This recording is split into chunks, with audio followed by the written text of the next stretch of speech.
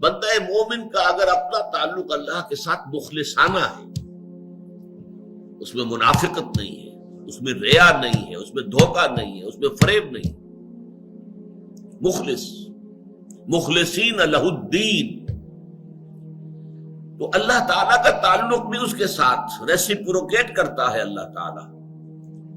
انا عند ظن عبدی بی،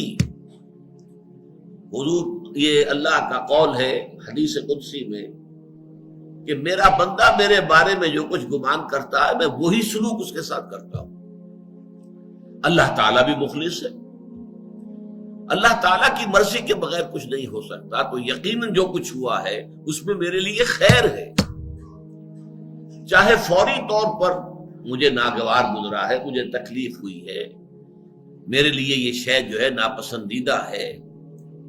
لیکن ان دی لانگ رن مجھے یقین ہے کہ اس میں خیر ہے۔ بیدک الخیر انک علی کل شیء قدیر،